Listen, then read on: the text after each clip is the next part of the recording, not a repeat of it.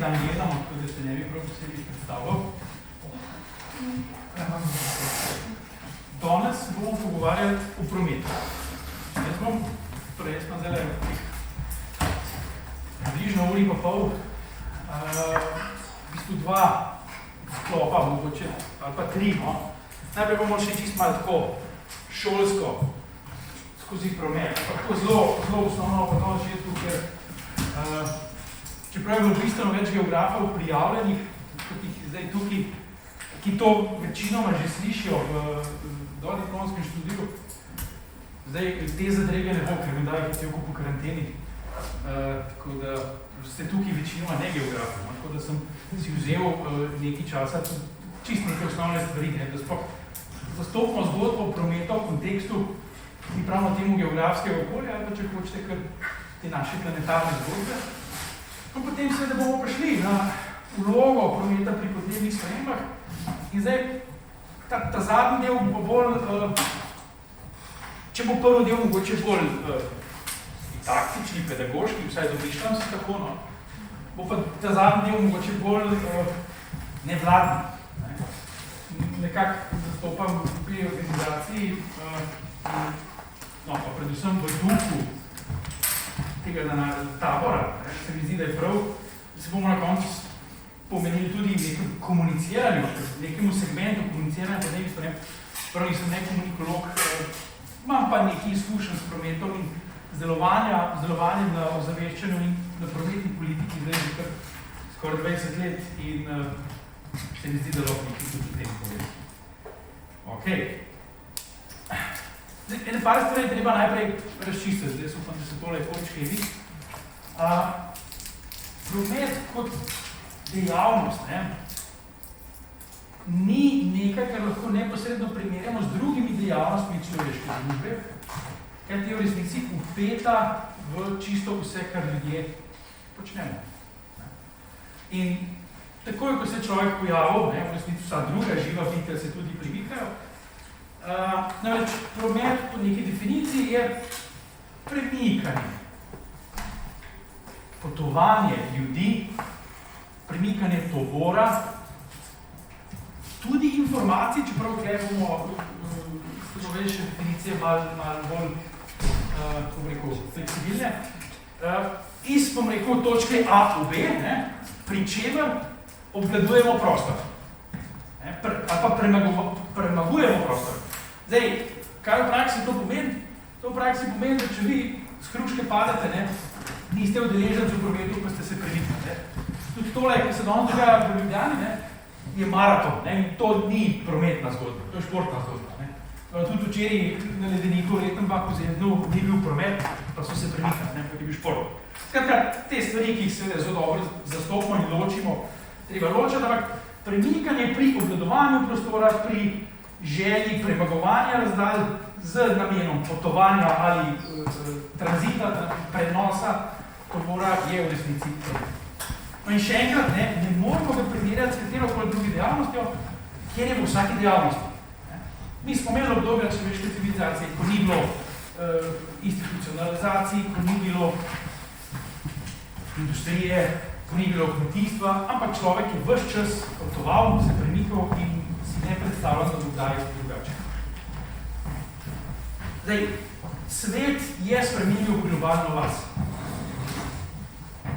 Vse bolj v kontekst postavljajo tudi svoje vprašanje digitalizacije. Digitalizacija je seveda tudi prenos informacij, ampak ne sodi v kontekst te klasične definicije v prometu. Namreč digitalizacija, kar je za geografe tudi pomembno, na nek način stremi k razprostorjenju. Promet je pa zelo prostorska zgodba. Tako da, ampak na vsak način tudi promet močno prispeva k dojemanju prostora, seveda ima ljubovanju in še kaj drugega, ga pa na nek način digitalizacija poskuša v posameznih segmentih nadomeščati. Ali pa vsaj dopolnjevati. In to bomo danes tudi dali kar nekaj podarka, je seveda zelo pomemben generator gospodarstva. Znamo neposredne učinke, kot so koliko BDP-ja v neki državi prinese promet, tam nekje okrog 10% z vsemi multiplikatorji, kar ni tako zelo malo. neposredni učinki, ne? Koliko je v vaših bidonih, vaših steklenicah na mizi, ko ste ga kupili, koliko je tam cena, koliko je strošek prometa, koliko je v štruci kruha strošek prometnih stroškov. Ne? In tako naprej. Ne? Imamo posredne, neposredne učinke prometa. Mi smo že slišali, da je enormen porabnik energije, ne? Približno 50% končne energije v Sloveniji, ne? In tudi v svetu smo tam nekje, ne? Ta velikost nared, gre za promet. Vso energijo, ki jo proizvajamo, pol tega približno porabimo, za da se premikamo.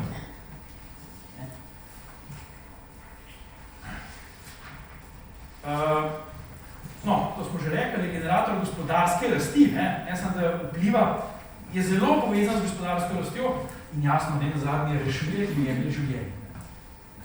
Torej, ima socialne, psihološke, ekonomske in jasno tudi okoljske učinke, takšne in drugačne, bomo tudi nekaj rekli o tem. In še enkrat, ne, je osnova globalizacije. Zdaj, kaj to v praksi pomeni, ne? Da se jaz takole malo vprašam, kdaj ste nazadnjič potovali, ne? Ok, dajmo odmisliti korono, ne? Se pravi, postavimo se 2 let nazaj, ne? Verjetno ste potovali, ne? Verjetno ste potovali, mogoče kdo čez lužo, mogoče kdo kam letu, druge države, mogoče bo kdo rekel, nisem nič potoval, ne? Ampak, dajmo si pogledati zdaj, ne dva čisto kratka, filmčka.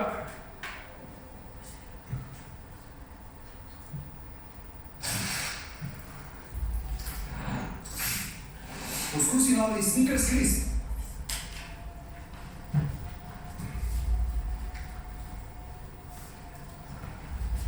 Ne, vas je videli naslov, ne? To je predkoronski dan vseh avionov, ne, po flight radarju, letala predsednikov niso not vključena, še kakšna druga skrivne misije niso, ne. Ampak, dojemati prostor danes v prometnem kontekstu in dojemati prostor ne tako zelo dolg nazaj, ne, je noč pa dan.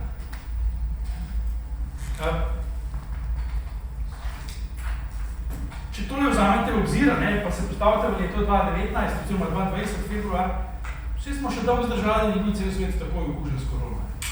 Recimo, dojemajte prometni sistem planeta s tole slikco, ne, pa ni edina.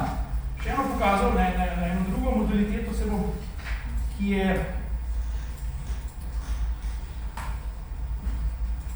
tudi, ne, zgodba zase, pa ni edina.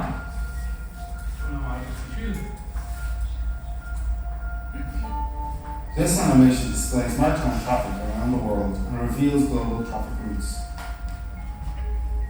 It was created by the European Commission's Joint Research Centre, using long-range identification and tracking data of EU flag vessels received by the European Maritime Safety Agency. Using its Blue Hub technology, the JRC produced this animation covering a period of 1 month. The ship positions are refreshed every 6 hours and reconstructed every hour. It is the first time that LR... Skratka, ne, dobro, zdaj, sporočilo, ki ga hočem dati, ne, v prometnem kontekstu je naš planet postal eno čist navadno mravlišče. Pejte v najbližjo Alpsko dolino, nek gost, pa pogledajte mravlišče, pa si ga predstavljate kot neko okroglo. Zdaj, če bi dali še avtomobile, pa jih ne moč, ker ne vem, kako to zgleda. Če bi dali še pešce, kolesarje in vse ostalo, kar je promet, to je prometna zgodba planeta. Ne samo to, ko se bo uredila neka ulica, ne samo to, ko se naredi nekaj. To je na mikroravni, ampak če se pa pogovarjamo o planetarnem, in mi se pogovarjamo že 3 dni o planetarnem problemu, je to promet. Vse, tega ne dojamemo, ne? Ko se zjutraj sedemo v avto, ko gremo kam, o tem ne razmišljamo, ne? Nas moti tisti zastoj, nas moti, ali nam je pa všeč nek nov voz, ali pa neka nova linija, JPP in tako naprej. Ok. In svet nikoli ni bil tako brutalno povezan, kot je sedaj, ne? In svet to ima prostorske učinke, energetske učinke, gospodarske in še kaj. No, pojmo zdaj malo bolj v smer, ne, ki bomo potem prešli pa čisto na podnebno zgodbo. Ne. Promet pravi energijo, ta energija tako ali drugače, stranski produkti, pa tudi neposredne izgube, končajo v okolju. Kar vsak vnos v okolje je na nek način, ali pa vsak antropogeni vnos, pa vsak prekomeren vnos v okolje, je v resnici definiran kot onesnaževanje. Pričemer, promet ne samo to počne, ne samo emitira, izpušča, pač pa tudi degradira prostor. Saj degradacija je v bistvu razvrednotenje, pa ne gre tukaj za funkcionalno, ampak gre za ekološko razvrednotenje. Tam, ko postavljajo prometno infrastrukturo, tam je prostor za nekaj let, desetletij, lahko stoletij, seveda odvzet ekosistemskim funkcijam, storitvam, da pa si bo opomogel, pa sploh trače pa še. Največkrat ga povezujemo z vplivom na ozračje. S tem, kar iz izpušnih cevi gre v zrak, pa še na kakšen drugačen način. Pričemer moramo pa ločiti, in to pa je pri podnebnih spremembah zelo pogosto krat zanemarjen vidik. Eno je prometno onesnaževanje ozračja, drugo pa je vpliv na podnebne spremembe. Ni nujno eno in isto, lahko je celo izključujoče, lahko pa se stvar, bom rekel, čist poklopi v posamezni segmenti. Prometno onesnaževanje ozračja je, če zelo poenostavim, tisto, kar nam smrdi iz izpušne cevi avtomobila. No, mogoče komu diši, ampak tisto, kar pride ven. NOx-i, BTX-i, te lahko hlapni organski, lahko hlapni, ogljikovodiki, delci, pa potem tale sekundarni polutanti, ki nastanejo z tega, recimo ozon, pa še kaj recimo.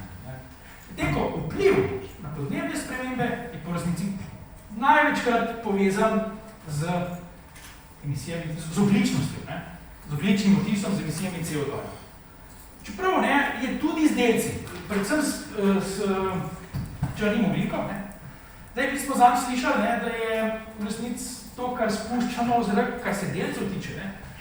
Ste videli, gospoda Zaplotnika, ki je razlagal, da je prišlo do nekega mračenja zaradi industrije. Zapravo v nekem obdobju smo toliko spustili v zrak teh delcev, da so povzročili senco na zemlji in se je to celo kompenziralo z učinkom toplogreda. Pa smo pa spucali, toplogreda je že sama od sebe šla naprej ta učinek, povečane emisije CO2 in zdaj smo jih dvakrat ponosili. Zdaj, v samem sklopu črnega ogljika, črni ogljik so pa saje. Ampak to so zelo majhne saje, so tudi velike, ampak tisti najmanjši del črnega ogljika pa v resnici prispeva k podnebnim spremembam. Po nekaterih izračunih je celo drugi najpomembnejši polutant za segrevanje podnebja, je pa res, da ni inerten. Kar pomeni, da ne vztraja zelo dolgo v zraku. Če bi mi danes nehali emitirati te saje, delce in tako naprej, se na lokalni ravni v nekaj dneh, zagotovo pa v nekaj mesecih oziroma kakšnem letu, zadeva močno izboljša, kar ne velja za CO2, ki je zelo inerten in vztraja v zraku do 200 let. Zato je ta zgodba, ogromno je bilo tega lansko leto, klicev novinarjev, komentarjev, zdaj se pa že pozna, ko je Kitajska ugasnila industrijo, bo pa hladna zima. Zgolj slaba okoljska šala je to. Ker vendarle, CO2, ko ga spustimo gor, saj smo tudi gledali, vsi kar vzame čas, da se potem veže v biogeokemični krog. Tisti neinertni polutanti, sploh če gre za depozicijo, spiranje in vse naprej, tisti pa relativno hitro padajo. Ampak, skratka, CO2 je zgodba s podnebnimi spremembami, vse ostalo, s prometnim onesnaževanjem, to, kar se v mestih dogaja, kar se preračunajo prekomerne, oziroma prehitre smrti in respiratorne bolezni, to pa sploh ni neposredno povezano, niti niso te polutanti, neki strašni toplogredni plini in naslavljanje, pa tudi komuniciranje problemov, mora biti ločeno oziroma moramo zelo vedeti, o čem govorimo. No, malo številk. Tako, malo dobimo občutek, ne vem zdaj, koliko cole se vidite, ampak zelena je promet iz izpušnih cevi. Siva je promet, ki ne pride iz izpušnih cevi, se pravi, a je res suspenzija iz tal, a so deli vozil, recimo pri delcih se to pozna, pa imamo počasi veliko monoksid, ki je v resnici najbolj strupen polutant, ki pride iz avtomobilov, je tak super strup, zelo hitro zaključi zgodbo. Je problem nepopolnega notranjega zgorevanja, ampak ni problem v odprtih okoljih, vi ne boste slišali, da v nekem mestu, ob avtocestah ljudje trpijo zaradi tega, ker zelo hitro zreč, ni strašno nervni, koncentracije so mejni. Problem pa je seveda, so kakšne garaže, kakšni zaprti sistemi. Tam pa je zelo narobe, če gledate zelo manj. Avtomobili, noter. Nemetalni ugljikovodiki, tudi torej, sam delež iz prometa je majhen, v celotnih emisijah vidite, 5%, mogoče malo več, ampak cestni promet prevzame večji del, ampak ni neka strašna zgodba. No, dušiki, recimo v Sloveniji so tam nekje na 50%, tle vidimo na svetovni ravni manj, zato ker so na svetovni ravni je več industrije kot v Sloveniji, ampak tam nekje 40-60% so dušiki, iz prometa pride vseh dušikov v atmosfero, kar se nekaj pogledali, govorimo o dušikovih fosilih, NOx, kar je veliko. PM10, zdaj, to bomo videli, vidite, kler v bistvu celo del teh neizpušnih, celo večji, kot je del izpušnih. Tale je suspenzija, o tem, če sem prej govoril, namreč ogromno se industrija matra zbit PM-e, in jih je zelo uspešna pri tem v zadnjih 10-15 letih. In je tudi celoten del, segment zelo majhen. Ponekod, če veste, na lokalno raven, v mestih je lahko tudi 60-70%, ne v Ljubljani, ne v Sloveniji, ki imamo drugačno strukturo rabe energije, pač pa velika evropska mesta, zato je bil tam tak udar na dizel. Zdaj, pogledati moraš, kakšen je energijski miks v celotni zgodbi, pa pol vidiš, kaj ti gre najbolj na živce, pa kaj ti najbolj moti. In v mestih Evrope, večjih svetovnih mestih, kjer se recimo večino ogrevajo na elektriko, plin in svojo jedrsko energijo, kakorkoli, kjer niso te konvencionalne rabe ogrevanja, je promet resnično največji onesnaževalec ozračja, zlasti, če gre za neke stare dizelske motore in tako naprej. Zato je bil tam največji pritisnek. V Sloveniji ta zgodba ni taka. V Sloveniji je tam nekje do 30-40% v mestih, mogoče več na lokalni ravni, če greste pa ven iz mesta, pa ta delež bistveno manjši, ker mi delce spuščamo s kurjavo, pa še drugi v zrak, predvsej bolj in tako. Ampak, to dobimo malo občutka, koliko to pomeni, koliko je promet kriv za celotno onesnaževanje ozračja, in seveda NOx-i so zagotovo največji problem. Potem imate pa kle še druge, domače letalski prevoz, mednarodni letalski prevoz, ki se je, to je še vse pred COVID-ni, ali pred koronski podatki so to, aviacija je kar počasi začela rasti in pa seveda tudi, nezanimljivo, shipping, se pravi ladje, pričemer je z ladjem sploh potem, kaj se dogaja na oceanih, mi zelo malo vemo. Mi imamo neke podatke z ladji, ampak daleč od oči, nisem daleč od srca, ampak se počuti kakšne inšpekcije. In prav veliki inšpektorjev, to je srednjih v oceana ni. Ladji pa ni tako malo. Zdaj, ogroman je bil vložek v zadnjih desetletjih v tehnološke napredke vozil. Zdaj spet, ne vem, koliko je poznate, ampak že v sredi 90-ih se je Evropa zavezala k tako malim eurostandardom, začeli se z Euro 1, zdaj smo Euro 6.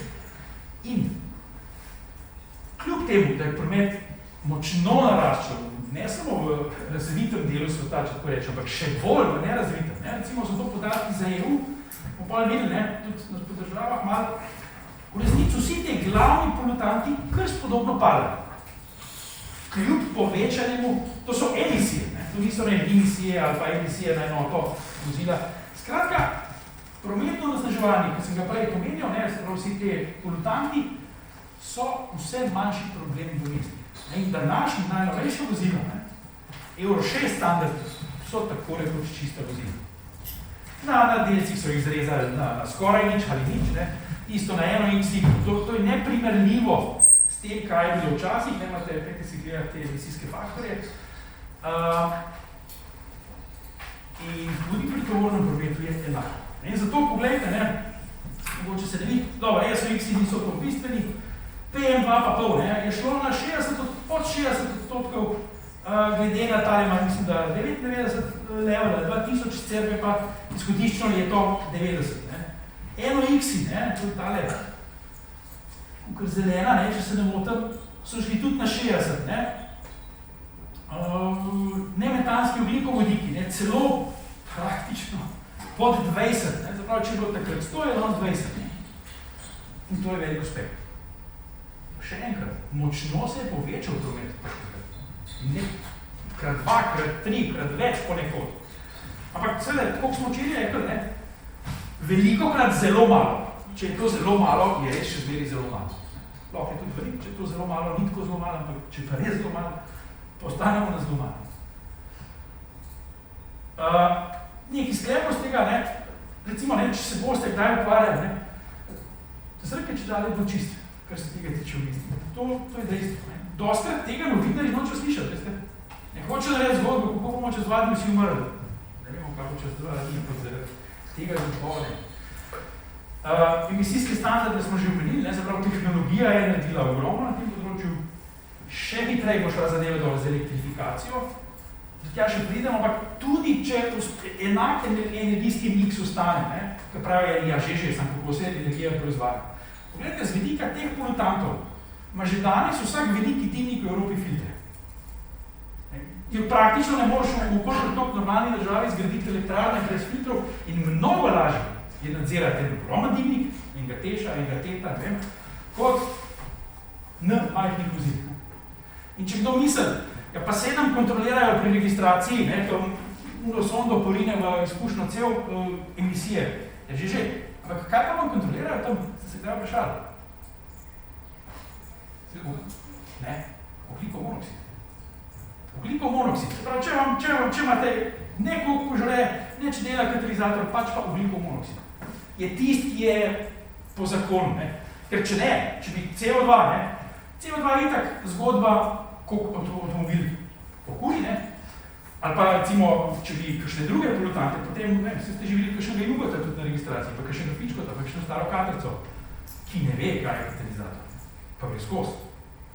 Skratka, tam se prav s tem ne ukvarjajo razen za CO-jem, ki pa ima svoj razlog in ni nič narobe, da to počnejo. Samo ne izboljšuje se zaradi tega, pač pa zaradi tehnologije.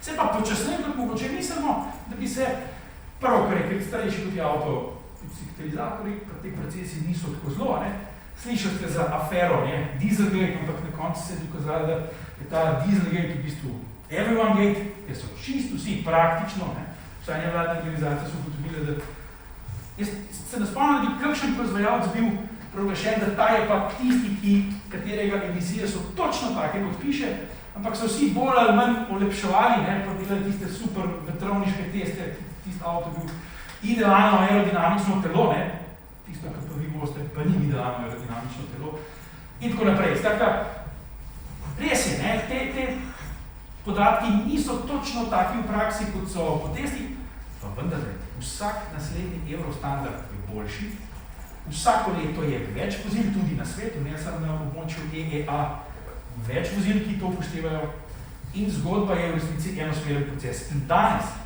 je prometno onesnaževanje ozračja politično vprašanje, ni nestrokovno, ne znanstveno. Znanost je že zdavnaj povedala, kako se to da narediti, stroka je pripravila krasno lepe rešitve. Zdaj, na koncu je politika tista, ki pa reče, kaj ja in kaj ne, in tukaj moramo kar priznati, da jim je kar uspeh. Stvari se izboljšujejo in to je, veste, 20 let se vam mogoče zdi zelo veliko, ampak starejši, ko boste, vam se vam bo zdeli. Zdaj, malo se pa zgodba zaplete pri CO2. Pri CO2-ju napredek tehnologije je nekaj bil, avtomobili, ki so nekoč pokurili 8 do 10, danes kurijo 5 do 8, pa recimo 4 do 8, Amerika, ki je bila sinonim za ogromne avtomobile, z ogromno porabo goriva, to zdaj že 20 let ni več. In, skratka, gre naprej, ampak, ne, pogledajte, tole je celoten promet, ne, od 90 naprej. Težko bi rekel, da se je to strašno hvalno z napredkom, ne, če prebiramo prejšnji tribuli, ne. Target 230, ne, in Target 250, ne. In tukaj je ena stvar jasna, ne. Predelava konvencionalnih vozil, motorjev z notranjim izgorevanjem, ne, z namenom približevanja tem standardov, ne, predvsem temu, ne, je zelo podoben tisti Jonasovi sliki, če je Rumbagerček to v supertanku. To je na boš. Zato pa, ne, seveda imamo druge rešitve, v katerih imamo. To so pa ladje, ne, recimo maritime, ne. Ampak, dobro, zdaj z ladjem se jaz ne bi govoril, ker prvo, kar jaz zelo malo vem, kar pa vem, da tudi zelo malo v resnici vemo, no. In tudi ni danes to, ne, pa me jih delaš. Zdaj, tale graf me malo presenetil, ta naj bi bil to zadnji, ne. Mi smo nekako učili, da v celotnem prometnem CO2 odtisu naj bi bil cestni del čez 90%, pa pravijo, da ni več čisto tako, ne. Aviacija, ne, svojim okrog, to je vse predkoronski čas, ne, zdaj. Ker tudi EA ni podatkov še ni pa, da ne bojo pomagali, ker tiste je bil nek trenutek, ki ne bo, ki je neponovljiv, takoj, ko bomo rešili to težavo, ki se reče COVID in tako, ne. Morski, torej letalski pa morski sta že tam, ne. In tukaj pa stvar ni več tako nedolžna, ker mi 10 let nazaj smo še rekli, ključna zadeva so ceste, ne, avioni so, no, če bo šlo to še naprej, bo to že primerljivo, ne, če tole zabijamo za njih 20, pa je to še za njih 10 gor, mislim, smo že, ne, se že eno drugega postavka lahko, ne. Ok, zdaj še en graf, ne, ki mu jaz nikoli nisem prav zares veliko verjel, ampak pa če dalje verjamem, ker vsaka novejša edicija ohranja približno tele, ne, se pravi, se vidite, ne, sprememba v TGP-jih iz prometa glede na EU plus te EEA države, ne, no in obstaja nek mušter, ne, da se države, ki so vstopile v EU kasneje, ne, so zajahali motorizacijo 10 do 20 let kasneje. Ne, to je sploh neka zgodba, ne, če ste šli vi na Češko leta 95, pa danes, na Poljsko, ne, pa tudi Slovenija, pa sem je začela malo prej, ker je bila malo bolj zmerna, je bil brutalen skok motorizacije. Te države so praktično ujele ali prehitele v številu vozil, v prevoženih kilometrih na teden, na dan, na leto. Najbolj razvite države, ne, ki so doživele mnogo manjši skok porasti TGP-jev iz prometa, kar je razumljivo, ne. Prej so dosegli to stopnjo nasičenosti. Zdaj, se pravi, jaz čez meri malo so tele številke meni strašno sumljive, predvsem za te velike države, ker tudi tam morda se motorizacija, zagotovo se motorizacija ni tako močno povečala, ampak ljudje pa mnogo več vozijo. Ampak premalo vemo meta podatkih, velja pa oziroma za resnico jemljamo tudi v ostalih osnovah podatke, ki veljajo recimo tudi za Slovenijo, ne, pogledajte Slovenija, ne, porast, to je smo 1, 2, 3, 4, 5, mislim, da smo 6 odstali, ne, praktično se nam je prometna zgodba podvojila. Kar vidimo tudi vsak dan na naših cestah. Skratka, CO2 prav ne vem, kakšnega uspeha ni dosegel še.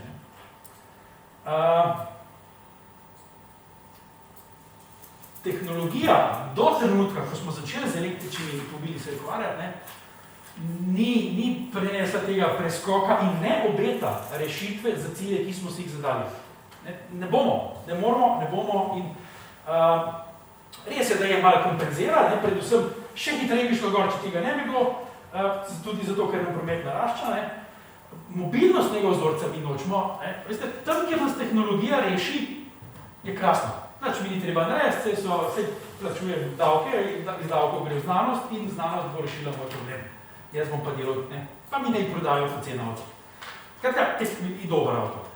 Tehnologija je svoje naredila,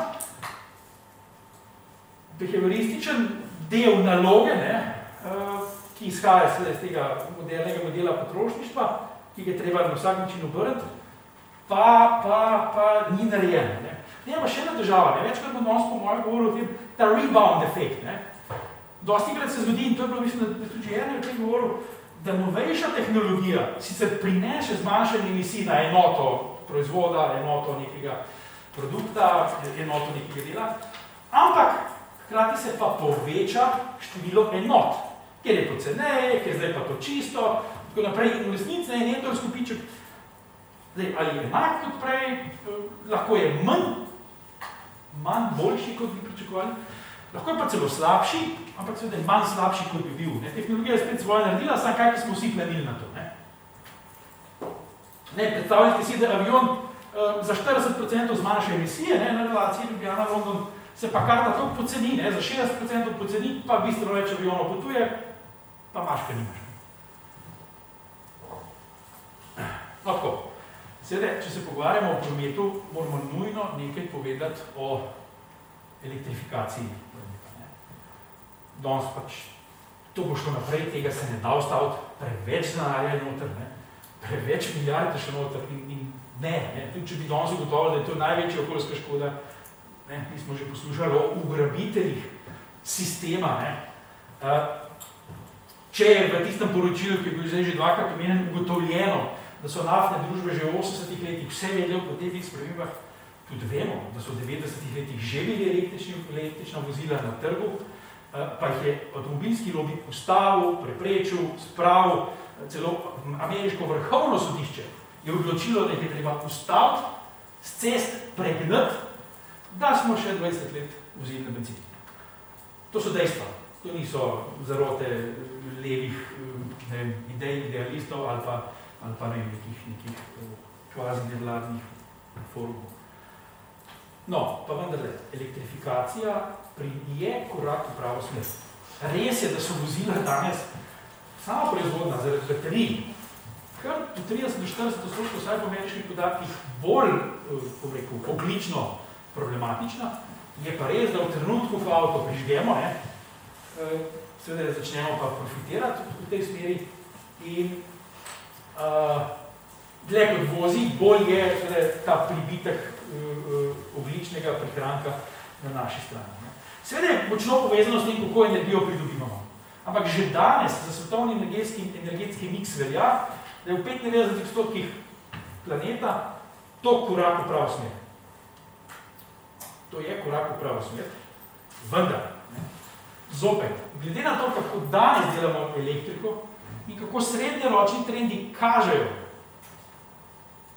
ni izgledalo, da bi nekje do 30, 35, skratka, da bi ujeli prometne cilje samo s tem.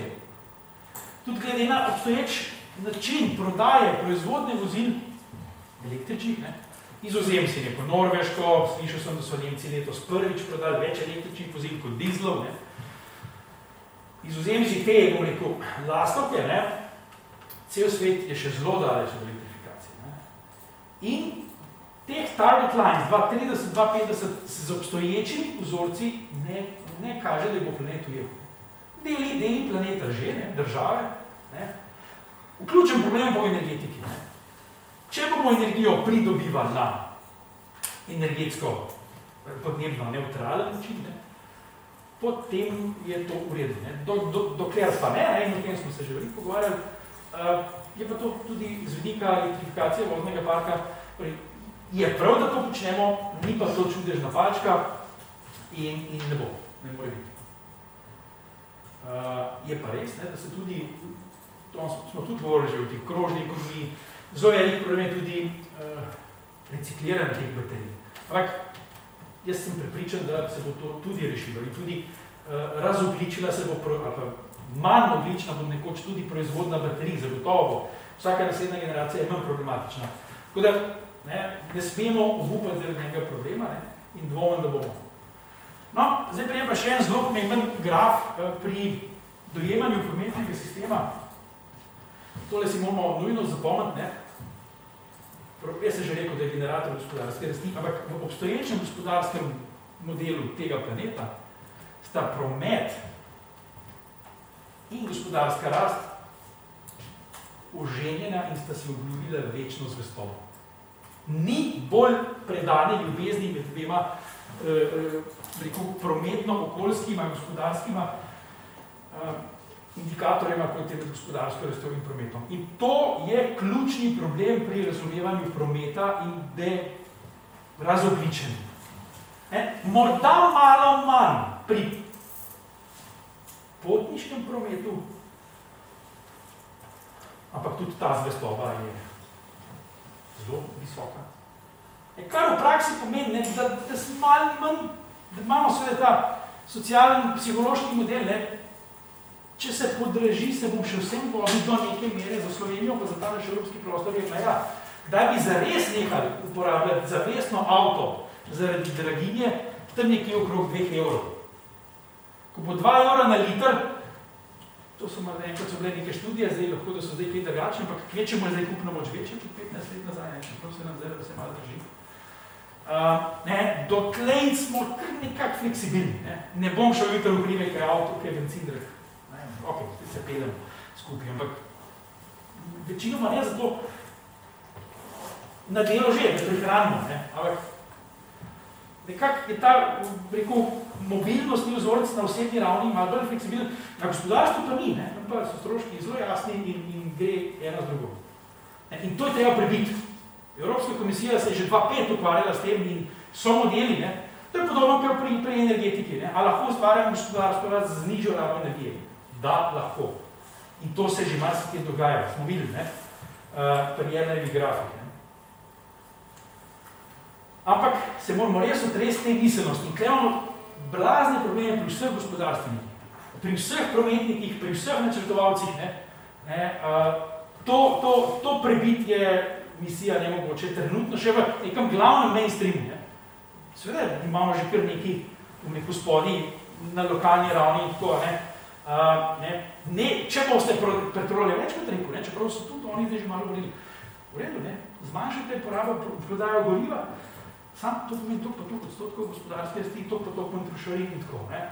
Tega konvencionalnega vzorca se vsi še zelo držijo, samo pa dnevi, ure, leta šteti. In zdaj, ena stvar, ki jo pa vse premalkrat poudarjamo pri prometu, je pa ta, pogledajte, več kot je popraševanja, več je kamionov, se lahko zastopno. Ampak tudi, turizem, pogledajte, turizem, krasno, bom jaz naredil trajnostni turizem, pa bojo vsi avioni leteli na ne vem kaj, sam ne na oglik. Pa pejmo danes, letimo nekam, čist brezoglično priletimo v neko območje turistično.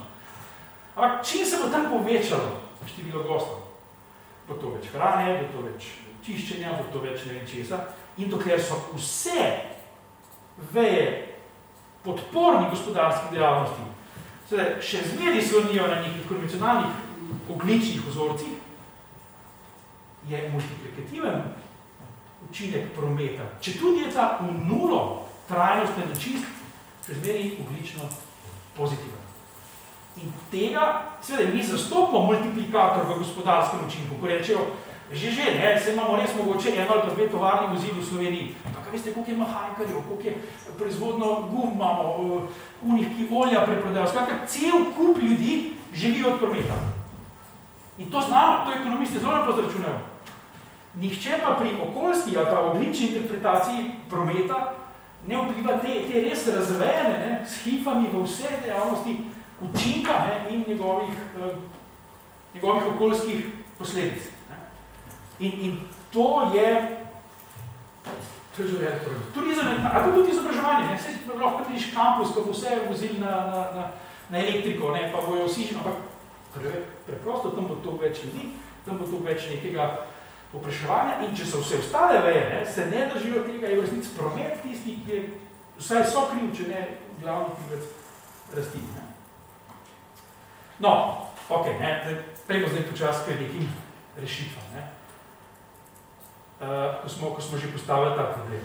Jasno, promet oziroma mobilnost je treba načrtovati tako, da bo služilo novejšim vzorcem, ki jim rečemo danes trajnostni razvoj. Obstoječe prometno načrtovanje, jaz se bom vse bolj izogibal terminu prometno načrtovanje, ampak obstoječe prometno načrtovanje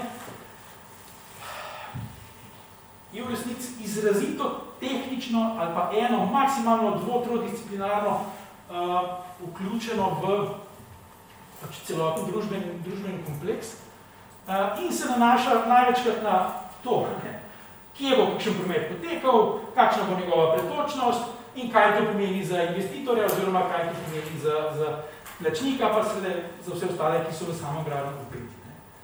Imamo zelo veliko težav raznih organizacijskih, družbenih, kako deluje družba. Imamo prometne sisteme, ki so ločeni. Poglejte, odločimo se, da bomo imeli trajnostno mobilnost, pa železnice ne sledijo avtocestam, ali pa kolesarstvo ne sledi JPP-ju, ali pa obratno. Ne zastopamo, da so mobilnostni sistem, ki servisira družbo, treba obravnavati izrazito enotno. Pa imamo lokalne pristojnosti, dokaj gre občinska pristojnost, dokaj gre regionalna, kje pri nas nimamo, kje se začne državna in kaj reče Evropa. Potem imamo spet sektorske politike. Mi bi mogli imeti v Sloveniji ministrstvo za medresorsko sodelovanje, da bi sploh gospodje zase vedeli dostkrat, te pisem. Pa to ni zdaj sam pri prometu, ampak pa znotraj, prosim.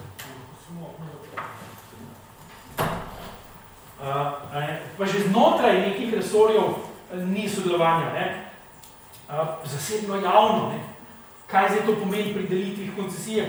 Skratka, teh težav je zelo veliko in doslej, v pretekli praksi, vsaj v Sloveniji, se ne moramo ravno pohvaliti z nekim know-howom, da bi začeli druge učiti, kako vse te sektore integrirati in upeljati. In še enkrat, danes še vedno, čeprav lokalni ravni vse manj, na državnem mainstreamu pa velja, da je prometno načrtovanje vse preveč tehnična stroka, ki se ukvarja s tem, kje je prometa preveč, kje je premalo, kako je preveč povečati pretočnost, kako z infrastrukturnimi obliži, ki so v resnici orank operacije, ne obliži, rešiti to zadevo in kako v bistvu ta koncept povečana povpraševanje, povečana ponudba, ekstrapolirati, ker tako v resnici delamo že od 1857, ko je šla železnica čez celo Slovenijo, oziroma današnje slovenske dežele in današnjo Slovenijo. Ni sodelovanja med vsemi deležniki, ki jih pritiče. Jaz vedno pravim, pogledajte, če smo začeli predavati, da je ni dejavnosti, kjer promet ne bi bil pomemben del zgodbe, in če smo rekli, da praktično se dotika vseh nas, potem je nujno, da se ta participatornost upelje v praktično vse nivoje prometnega odločanja. In kot bomo videli, se v številnih novejših odgovorih tudi že sebi. Ni pa to še prodrlo na najvišjo raven, vsaj ne v nekem konstruktivnem smislu, čeprav pridemo še do tega. Zato so se v resnici pojavile potrebe po tako imenih trajnostnih prometnih, da ne imate v oklepaju. Začeli smo zgodbo, ki se reče trajnostni prometni mestni načrti, oziroma, to ni nobena strašna inovacija, Angleži so temu rečeli SUMP, Sustainable Urban Mobility Plan, že v 80-ih letih. Potem smo to mi prevedeli v tako imenih CPS, celostne prometne strategije. Ampak, če prej je na kjerkoli CPS pri nas narejena, smo tudi v Cipri že 15 let prej urejali promet v Alpskih dolinah. Tudi v Sloveniji imate hotel, ali pa te sosedske grajene, kjer so parkirišča 100-200 metrov stran od blokov. Skratka, to ni nekaj, kar bi padli prvič z neba na naš planet leta 2005, ampak je že precej stara zgodba, je pa zdaj zavita v razne trajnostne celofane in potem po svoje nič narobe. Ampak ta trajnostno prometno načrtovanje, bodi si mestno, bodi si nemestno, mora temeljiti, tako kot za vsa druga načrtovanja, prostoru velja svet na dolgoletnih strategijah, na vključitvi vseh deležnikov, na strukturiranem pristopu in predvsem na zavedanju vloge prometa v družbi. Ker ključno vprašanje je, ali promet generira prostorsko strukturo, ali prostorska struktura generira strukturo prometa. In tukaj, to, ki je v bistvu zelo osnovno, če hočete tudi geografsko vprašanje, pa še drug prostor se s tem ukvarja, na tem vprašanju smo jih popolnoma pogradili, ker če pogledamo prostorski razvoj zadnjih 30 let Slovenije, je ne glede na to, kaj vse piše v prostorskih dokumentih, sledil razvoju avtocestnega križa. In če se pojavi klic, da naj se drugače začne urejati prometna politika, ponavadi še ne pride na neko plodna tla. Ok, zakaj potrebujemo trajnostno prometno načrtovanje? Ogromno je teh razlogov, ne? Vpliv na zdravje ljudi, potovalne navade, učinek pri času, prostorska učinkovitost, energetska učinkovitost. Zelo veliko politikov, pa tistih, ki komunicirajo z vidika nosilcev odločitev, trajnostno mobilnost pravijo, treba je očistiti zrak. Ja, ne robe očistiti zrak. Ampak izboljšanje kakovosti zraka mora biti kolateralna korist ukrepov v trajnostno mobilnost. Kaj ti? Če boste šli samo na to, promet povzroča onesnaženje zraka, nujno moramo očistiti zrak, vam bo seveda neki konvencionalni prometni načrtovalec sprašil, pa rekel, ni problema, v 20 letih bodo vse avtomobili električni in problem rešen.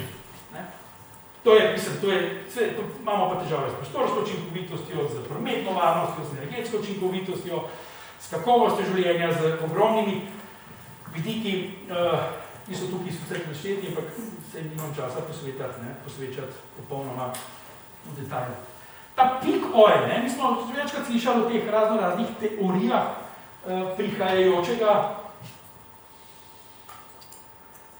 katastrofe.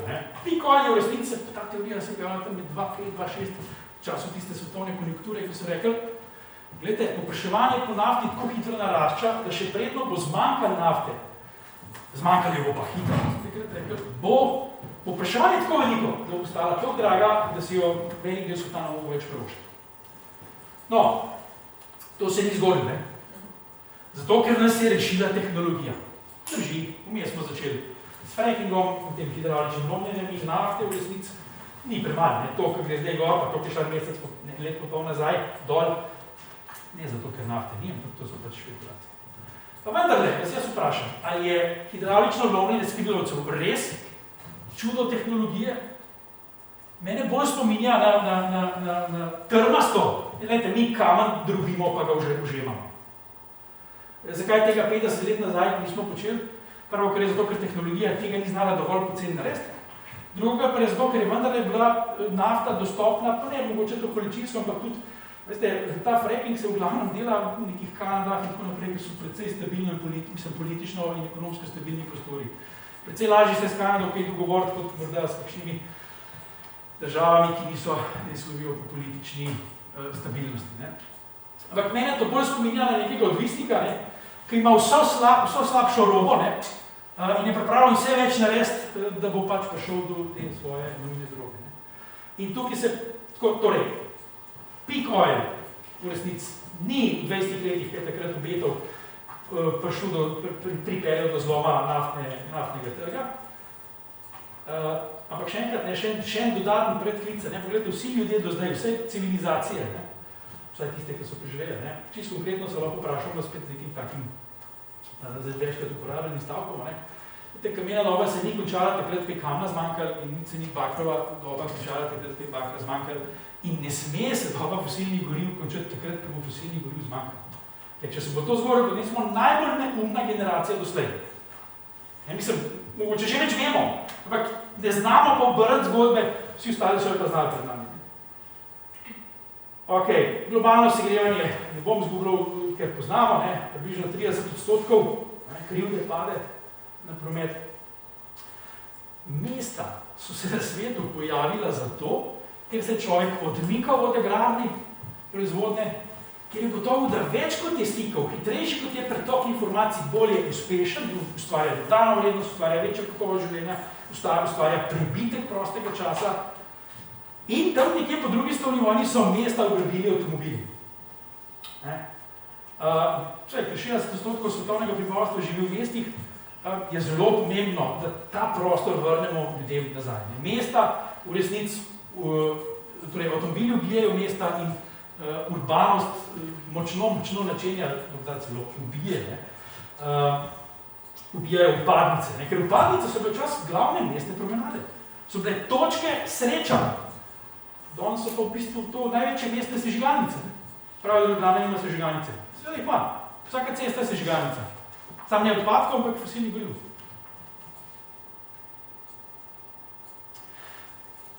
gotovo že videli, hierarhijo potreb in pogleda na prostor je treba obrniti.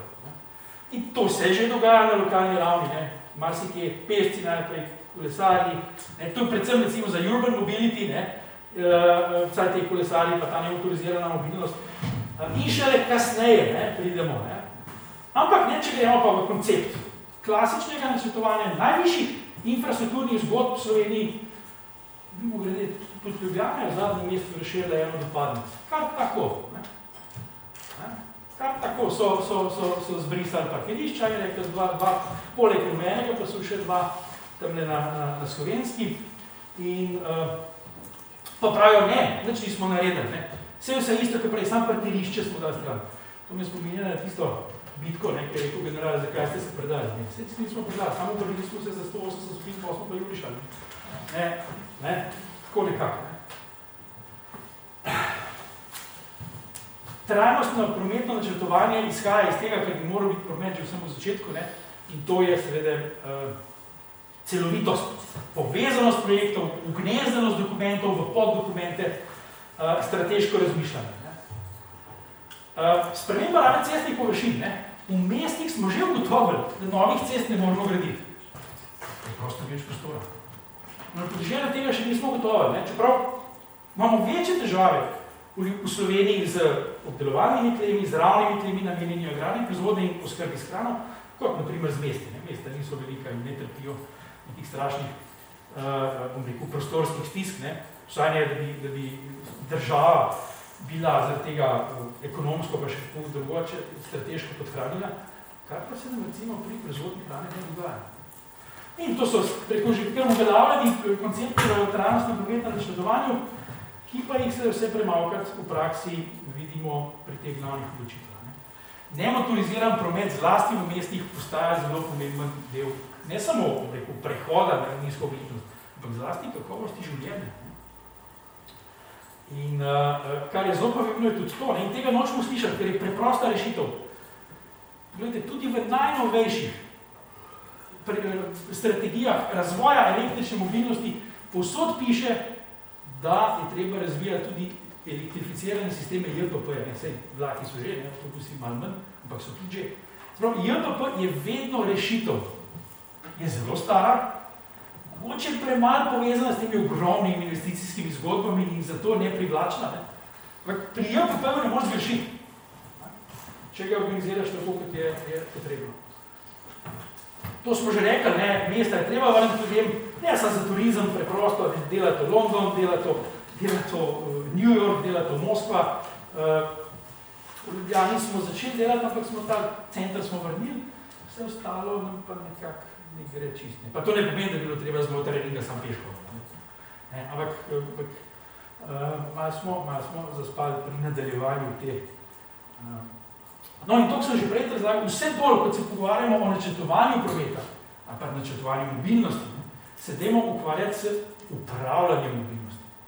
Upravljanjem prometnega povpraševanja in upravljanjem prometne ponudbe. To je stvar, ker ceste so že danes, številne ceste so 80-90% časa večinoma prazne. Sedaj, 10% so pa prepolne. Ampak, a za to rabimo res nove ceste?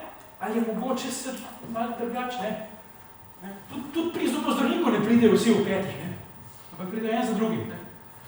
Vem, ni tako preprosto, ampak družba ne razmišlja v smeri iskanja teh rešitev. Posamezniki že. Nekaj izhodišč trajnostne prometne politike, vsak korak načrtovanju je pomemben in mora biti, smo že rekli, usklajen, strukturiran. Jasno, tako kot vedno, ne samo pri prometu, moraš imeti vizijo, moraš imeti cilje, jasne, merljive. Več različnih poti vodi k istemu cilju. Marsikje v Evropi, na svetu, so se lotili sanacije kakovosti zraka zaradi marmornatega raka, zaradi korozije najlepših spomenikov zgodovinskih v Italiji, v Indiji. Ne samo zaradi zdravja, nekaj jih moti hrup. Nekaj jih moti uničenje nekega parka, nekaj jih moti nekaj tretjega. Vsi skupaj, ni važno, kakšen je vzrok, da greš v smeri proti načrtovanju trajnostne mobilnosti. In te potenciale treba združiti. Živimo v času demokracije, brez podpore ljudi ne speljamo nobene stvari, ne. Vključiti javnost, participatornost, to bomo še videli, integralno načrtovanje, povezanost vseh plati, ne. Pri nas država se ne ukvarja s tem, kaj dela Ljubljana. Ljubljana hoče povečati JPP prek občin, dolg časa je bilo to nemogoče. Ne vem, če zdaj formalno že mogoče, dolg časa ni bilo. Dogaja pa se, JPP je potegnjen do Trzina, je potegnjen do Grosuplja. Vem, da nekaj časa je to bilo celo ne čisto popravili.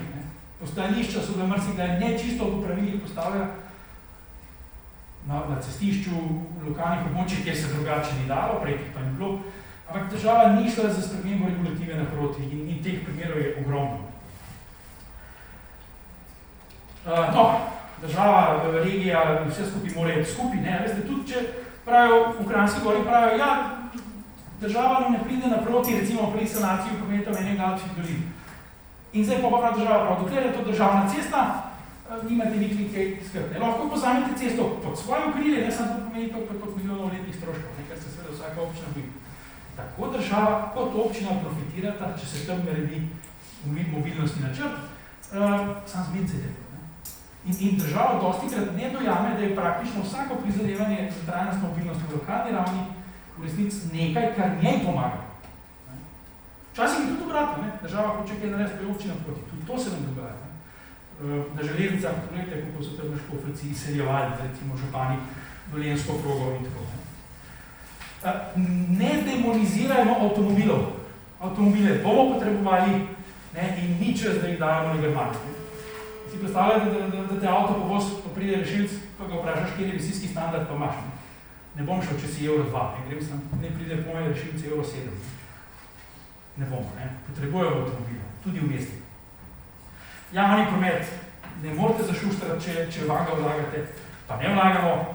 Kolo, pešačenje, aktivna mobilnost v mestih je rešitev za marsikaj. Monitoring politike je treba spremljati, kje so naše ladje po 2-3 letih. In seveda, ne smemo kopirati, ampak moramo kapirati zgodbo. Zaupati treba pa v ljudi. Problem ni v denarju, problem je v ljudeh. Če so ljudje, ta pravi, se zadev da speljati, to je, odkar so participatorne zgodbe vključene, metode vključene v te načrte, se to tudi dokazuje.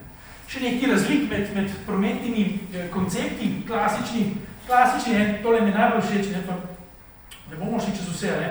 Pri klasičnem konceptu vse o infrastrukturi. To rabimo, in pol imaš pa razpis, pa mešalc, pa afera, pa gremo. In dostikrat se trajnostne mobilnosti konvencionalni želovci upirajo ravno zaradi tega, ker ni veliki zbor, ker ni denarja, ker so mehne igre in nimaš akterjev. In ker je proces transparenten, ker so ljudje zraven, ker so stvari objavljene, zelo težko ribariš v kanju, bistveno težje. In ta stari plejeri, tega nočijo. Zakaj? Pred se je bilo lušten, vse je bilo po naše, pa je šlo. In to je v glavnem na lokalni ravni še zelo velika težava. Inženjeri mislijo, da vejo vse v prometu, v resnici pa vejo največ v debelini asfalta, pa v krivinah, kominkov, po širini pločnika. Ampak mobilnost je mnogo več, kot samo to, kako cesta zgleda. Še ga bi izpostavil. Pretočnost in hitrost, to sta dva najpogostejša, rekel, indikatorja konvencionalnega načrtovanja. Ne, dostopnost. Pomembno. Dostopnost. Kakovost bivanja. A res hočemo vsi čedalje več, pa čedalje hitreje potovati? Ja, ne vem, a smo res presrečni, da ker mnogo več potujemo kot naši starši? Kako so bili vsi do leta 2000 nesrečni tu zdaj? Ne pije to zgodbe, ne?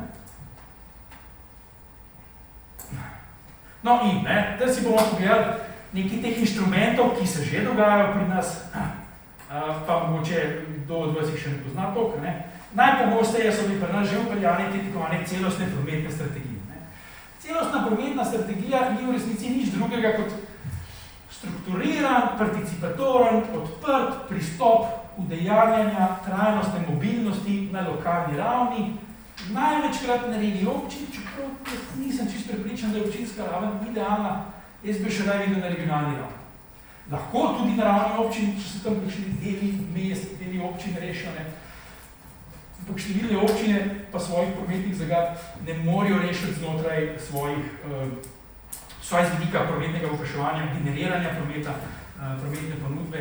Ampak, dajmo reči, no, je na občinah, ki imamo, potem jih imamo na tudi neki regionalni že, v Sloveniji tudi že manj kot občinske, torej manjše prostorske enote kot občina so se urejale, čeprav je seveda občina tisti subjekt, do največkrat, ki jo je peljala. In seveda, zakaj se lotevajo? Ja, tole, ne, boljša kakovost bivanja, učinki na zdravje, okolje, prometna varnost, energetska učinkovitost, drugačen pogled na prometne rešitve. Bistveno ceneje za župana, ki ni zlizan za zgodbami velikih projektov, je to realna rešitev. Prvo, kar je bo prehranil, drugo, kar je se bo pa ločil teh spodna, ne, kapital politika, ne. Ga nihče ne more, ne, tako malo držati za neki, ne. Občina dobi to zeleno javno podobo, seveda, gre tudi v sklop teh evropskih pravil, ne, številni CPS-ji so eden od pogojev, da lahko občine kandidirajo za posameznih programih za sredstva EU-ja. Če ima strukturirane dokumente, strukturirane prometne politike, če ima vse sklope pokrite, resnici ne glede na to, če to zares izvaja, je kandidatka, da stopi v zgodbo sofinanciranja posameznih programov. In zdaj, ne, dokaj tole zgori smo že rekli,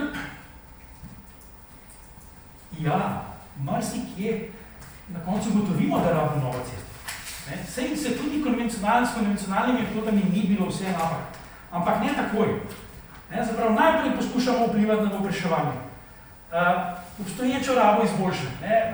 In še res ne gre, cesto znamo narediti. To lahko tudi predvidimo v obvoznica na Bledu. Jaz pišem takoj, ne zdaj, 40 let nazaj bomo gledali. Zapravo, nismo zdaj samo proti cestam, ponekod jih še potrebujemo.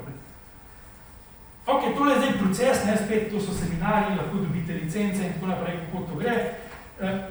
Pa ne bomo še zdaj skozi, ključno je to, ne, da je to participatorno. Se pravi, da so fokusne skupine, da so jedrne skupine, širše skupine, vključene v vsako fazo in seveda lahko povejo, kaj delo. In na koncu, zdaj se nekaj, kako se to res izvaja, ampak če postopek ni bil pravilen, recimo tam, kjer je država sofinancirala, tudi ni, dala ali pa ki ni bilo treba sofinancirati. Ne vem, če se v praksi to zgodilo, ampak so pa jasno povedali, da mora biti ta proces izpeljan tako, ne, in da je to v resnici še, da potem je temu se reče CPS. Glejte, koliko jih žive v Sloveniji, ne, tole, kar je zeleno, še enkrat, nažalost se ne vse potem tudi izvaja, ampak tudi Jernej je lepo rekel 2 dni nazaj, ne, marsikajšen dokument je že s tem, da je prišel v javnost. Tam je dosegel svoj namen, dosegel boljše stanje, kot če se tem sploh ne bi pogovarjali. In prav je, da jih imamo, in prav je, da jih če dale več, ki si pa mogoče želeli malo več realizacije. No, če se CPS ukvarja z načrtovanjem trajnostne mobilnosti na prostorski ravni, se mobilnosti načrt, ki je nek poddokument CPS-a, ukvarja z načrtovanjem prometa na ravni prometnih generatorjev, se pravi ustanov. A so to šole, a so to bolnice, a so to neka podjetja. Ne? In zdaj, kako se ga trajnostno, ne z novo infrastrukturo, z redefiniranjem prometnega dela do službe, od službe, z ugotavljanjem prometnega odtisa službe in z nekim službe, organizacije, ustanove, in z jasnim ciljem zmanjšati ta prometni odtis. Ne? In spet povečati, spet imamo tukaj ne, spet so bili seminarji, upam, da bo še se da dobiti licenco, da so sposoben za mobilnostni načrt. Podjetja že gredo v to, tudi v Sloveniji, mnogo več v krajih severno in zahodno od nas. In je inštrument, ne, to je v bistvu neka prometna izkaznica podjetja. Mi pa vemo, da imamo praktično vsako podjetje, vsaka hiša, že energetsko izkaznico. In ti pove, si v A-ju ali si v E-ju. To je pa na nek način prometno-oglična izkaznica ali pa certifikat nekega podjetja, ki pa še ni seveda obvezen, nažalost, pa bi mogel biti. Sploh za velike generatorje prometa. In to je lahko zelo tak zeleni emblem podjetja, okoljska odgovornost, pogledajte, toliko smo zmanjšali. In spet bi se o tem dal govoriti še pa še dolgo, pa ne bomo, ker ni časa. Ustanove so pa, nije ustanove, ki to ne bi šla, razen če ne generira prometnega dela, če tam pač težko krete. Univerze, bolnice, firma. Zelo velik izziv v Sloveniji, mislim, da se še ni zgodil, so poslovne cone.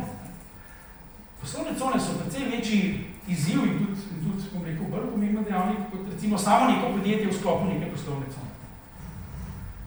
In če se to dela, je nujno ali pa najbolj to delati že v fazi novogradnje, načrtovanja objekta. Vse kasneje je ona reakcija na koncu pipe, ki je boljša kot nič, ampak slabša, kot če bi delali mobilnostni načrt na začetku. En tak primer je tam tehnološki park, ki še danes nima zgodbe. Cukrarna, ne vem, da so zdaj za tole novo, nekoč, ne, ta prvo je delala cukrarna, ena diploma, tem narejena. Tudi so bili upozorjeni, ne upoštevajo mobilnostni načrt, ampak pa se je tudi funkcija cukrarne predvidena močno spremenila. In tako, vsi generatorji naj, če se le da, vključijo to že v fazi načrtovanja ali vsaj nekaj prenove, če se da. Tudi izredni dogodki. Tole danes, okrog Ljubljane so mogli narediti mobilnostni načrt. Sicer za neko drugo funkcijo, ampak v resnici je Ljubljana mogla narediti vsak let narediti tak recept od programa mobilnostni načrt. Potem imamo pa še strategijo hodljivosti. To je pa v bistvu poddokument strategije CPS, ki se pa loteva hoje v mestih. Kako zagotoviti pogoje za varno, udobno, učinkovito, kakovostno hojo in seveda temelji na trajnostnem prometnem načrtovanju. In zdaj, če je nek otrok CPS-ja mobilnostni načrt, tem je nek način otrok strategije hodljivosti lokalni načrt hodljivosti, ki se ti pa spet postavi v nek prostor, v nek trg, v nek koridor v mestu, v neko shopping center in pozicionira z objekti, z signalizacijo, s pravili, kako naj se tam hodi, in kje naj se ne hodi, in kaj pomeni hoja, in kaj pomeni seveda tudi ostale nemotorizirane prometne oblike, kot so kolesarjenje, zdaj na vse te mestne, peronke, skiroje, pa vse ostalo. Tako da tudi vse, kar ni avto in motor, kar ni na motor, čeprav tudi električna kolesa zdaj padla. Smo rekli, varna, udobna, učinkovita, zanimiva hoja, vse to vemo, ampak to smo zdaj tako zavili v en tak produkt, ki ga potem kakšni radi malo slišijo. Izzivi, kaj to pomeni v mestih, ni vsaka hoja dobra za mesto, ni vsaka hoja posled, ali pa ne potegne za sabo nekih multiplikatorjev. Stvari je treba pomence, kaj se prostor potrebuje, in smo spet tam, vključiti javnost in ga narediti. Veste, mesta, ki so prijazna za ljudi, so vedno prijazna, za domačine so ponavadi prijazna tudi za turiste. Obratno pa ne nujno prijazna. In izhajati moramo seveda iz prvega. Tudi ekonomske koristi so spet, v tem obstaja material pogledati, ni kar vsako urejanje, ni vsaka zapora mesta ekonomski plus, niti slučajno, so minusi. In tudi ni vsaka sprostitev prometa v mesto slava za številne družbene multiplikatorje, seveda okoljske. Treba je stvari, če se pomeniti, pravilno divizionirati, pravilno skomunicirati in ogromno, več primerov je dobre prakse kot slabe, imamo tudi primere slabe prakse. En tak primer slabe prakse je bil prvi poskus tega low emission zone v Mariboru. Že kar veliko let nazaj, ko je zadeva povsem propadla zaradi nevoljca prebivalstva, v največji meri zaradi zelo slabe komunikacije. Zdaj, Maribor ni Ljubljana in je treba drugače stvari upeljati, ja pa Ljubljana in Maribor se vsem tako vzamemo in včasih tega pač delamo napake. No, LNH sem že rekel, obstajajo tudi LNH-ji v Sloveniji, naredili smo ga za Kamnik, narejen je bil za Ptuj, narejen je za Črno, verjetno še kakšen dokumente si lahko pogledate, ni nobena jedrska fiska, so pa lahko čisto prijetni dokumenti, če za njimi stoji lokalna skupnost in jih izvaja. In mislim, da se bodo v prihodnosti te dokumenti še podobno kot CPS-ji multiplicirali. En tak, zelo schematski del, kako se to naredi, ampak je več načinov, vsi so zelo podobni, ga lahko malo prilagodimo. Zdaj znam pa malo pauze. Ta zadnji je pa mogoče malo manj didaktični, ne? Bo pa malo bolj mogoče tako izitativen. Ena strašno dobra serija je bila narejena v produkciji TV Slovenija, še let nazaj, zdaj so digitalizirali celotni arhiv, ki se mu reče Zgodba nekega naroda. Ne vem, če to poznate, to morate gledati. Čakaj, kaj? Neka strašno lepa oddaja v produkciji TV Slovenija je bila narejena še let nazaj, ki se imenuje Zgodba nekega naroda. Nima veze s prometom, me je pa navdihnila za tale naslov. Poglejte si. Ampak jaz sem se seveda sposodil naslov in se bomo pogovarjali o prometni zgodbi slovenskega naroda, ki gre nekako tako. Leta 1969 smo imeli 1169 km železnic in niti enega kilometra avtoceste. Takrat smo sprejeli prvi program gradnje avtocest v Sloveniji. In seveda, to so bila leta, desetletja po drugi svetovni vojni, ko je Evropa vzpostavljala nacionalne sisteme gradnje avtocest. In jasno, da je Slovenija prvo avtocesto v Jugoslaviji zgradila na odseku Vrhnika-Postojna, to je bil cel državni halo, tisti čas slovenska vlada takrat padla in tako naprej. Ampak to zaradi ni to bistveno. Leta 2015 smo imeli 610 km avtocest in 50 km avtocest več, železnic več kot 50 let nazaj. 40. Zdaj, a veste, ceste ne padajo z neba. Cesto je treba načrtovati, je treba zgraditi, je treba plačati, se treba preizveniti. Mislim, to ni po nesreči. Se pravi, da toliko cest zgradiš, se je mogel prej nekaj dogajati, se je mogel narod nekaj odločiti. In res je, leta 1969 se narod odločil, da bo gradil avtocesto v tej jadransko-panonski smeri, ki je v resnici edina logična smer komuniciranja v Sloveniji in na tem ozemlju že od antike naprej. In leta 1994 smo sprejeli nacionalni program izgradnje avtocest in tole so sedaj kazalci, uporabni bolj za zadnje obdobje, ki so na voljo, koliko smo vlagali v avtoceste, ceste in koliko smo vlagali v druge sisteme. In tam nekje, od 2009 naprej se je povečal delež tudi v necestne sisteme. Je pa treba nekaj povedati, da avtoceste so se že prej in tudi sedaj se v resnici glavno napajajo iz sredstev, ki so krediti. Gradnja, ne vzdrževanje. Se pravi, mi v resnici ne rabimo proračunskega denarja za avtoceste, zato smo pa ustanovili DARS, ki je v resnici neka taka paradržavna, seveda je državna, ampak z vidika proračunskega denarja in z vidika obremenitev je pa paradržavna zgodba. Krediti in pufi in obveznosti DARS-a ne bremenijo državnega proračuna in tako. Tako da levo. In v resnici za avtoceste nikoli ne zmanjka denarja. Ne. Ker imamo DARS, ki služi in se svojami ključne robe. Edini problem je, da imamo še železniškega DARS-a. Da železnice se pa zmer obesijo na neko državno zgodbo in pol smo tam, ker nismo. Ok. No, zdaj pravijo, da if you fail to plan, you are planning to fail. Zdaj, če ne načrtuješ porast, tako približno več kot preveč. In mi smo ga, dobro, zdaj, lahko smo pametni že nazaj, ampak dejstvo je, da malce smo ga pa vendarle polomili, pa ni načrtovali. Namreč, danes sta tako avtocestni promet kot tovorni železniški promet na zgornji meji obremenitve, s tem, da smo avtoceste gradili, železnic pa ne. In železnic do pred kratkim praktično nismo začeli graditi. Še danes pa v bistvu ne gradimo potniških kapacitet. Kupili smo vlake, to drži, ne. Ampak prav močno se pa sedaj prometno povpraševanje še ni povečalo in to prometno potniško povpraševanje na železnicah ni povečalo in tukaj trenutno še nimamo učinkovitega odgovora. Javni potniški promet je tu pa tam kar v redu razvit, ampak to glavno ni posledica državne prometne politike, pač pa nekih mestih bolj ali manj uspešnih praks. Nova Gorica, Velenje, Ljubljana, Celje se prebuja in tako. Medkrajevni promet v Sloveniji je v bistvu sramoto. Eni najbolj razvitih in bogatih držav na svetu. o potniškem prometu se pogovarjamo. No, ampak avtocestni sistem je bil dokončan tam okrog 2011, je praktično na poka po širi. Ceste so bile dimenzionirane za 30.000 optimalnega prometa na dan, oziroma maksimalno 60.000.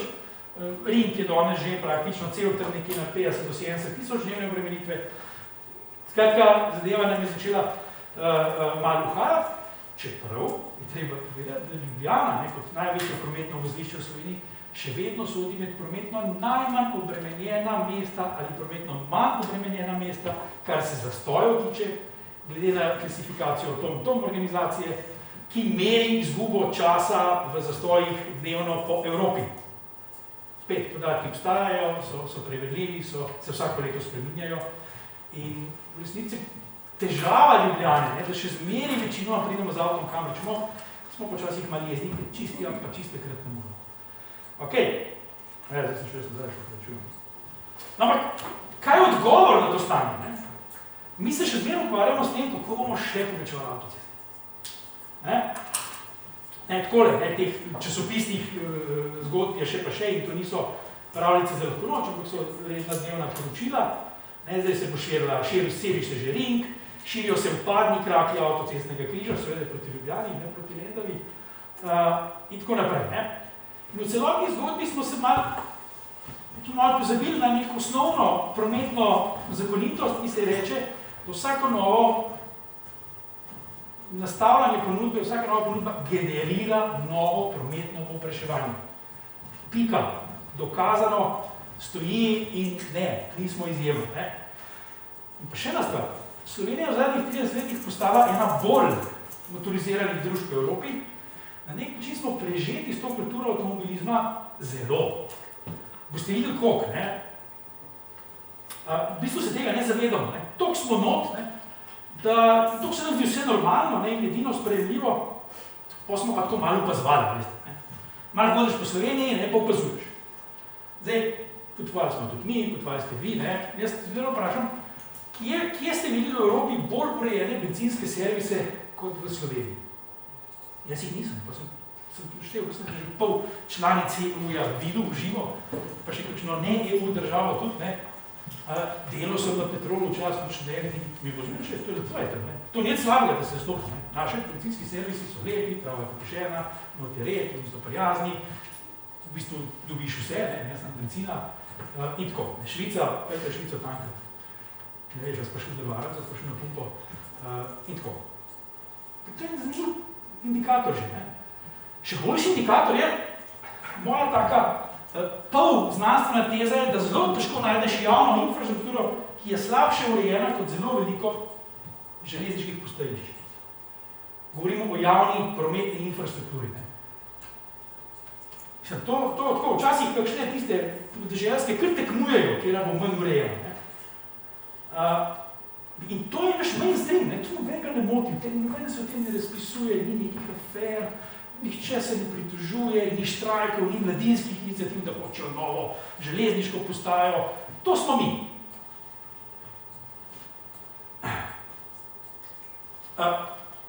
Ljubljanska avtobusna postaja, prejšnji teden smo imeli gostujočo študentko iz Bosne, rekla, pa kje ste vi to postajo najdeš? Centralna postaja, ne, jaz bi čakala celo noč na postaji, ki imela avtobus v 3 zjutraj, ampak ne morem. Ne. In to je res, ne, naša centralna, največja avtobusna postaja v Sloveniji, ne, je v resnici največja javna potniška sramota. In sploh ne upam slike pokazati, no, ker ne v tem verjeli, da je, če slučajno še kdo ni videl.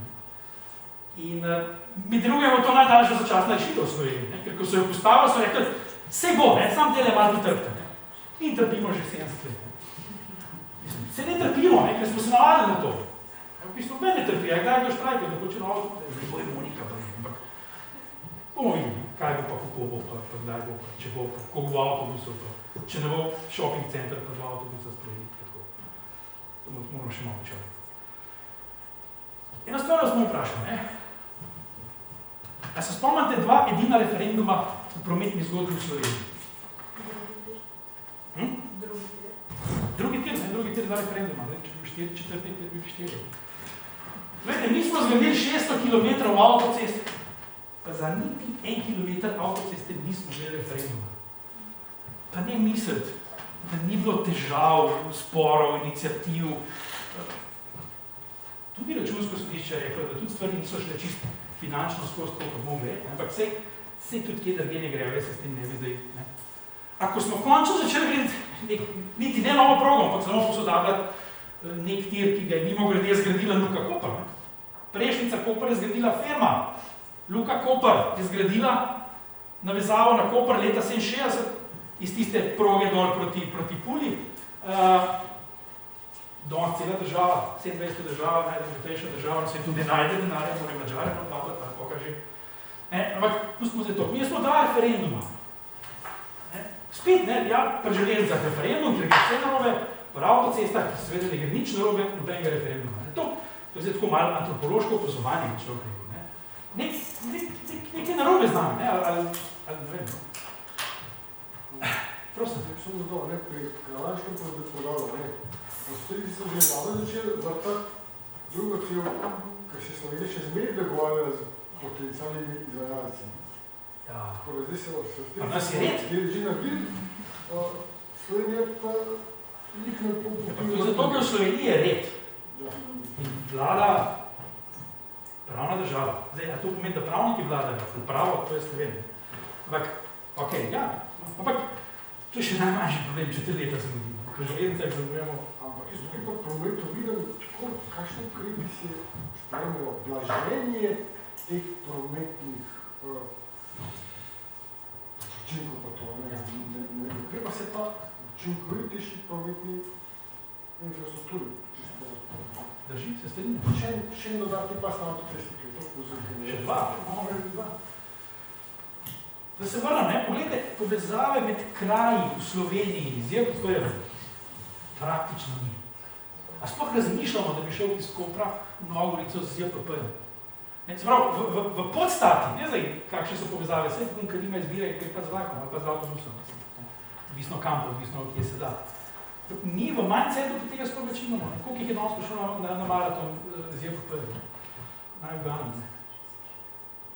Ampak nas skrbijo nove ceste. To je edini poleg drugega tira. Ampak drugi tir zgodba je zgodba tovorne železnice. Poglejte še en sociološki fenomen. Dobar, to smo že nakazali.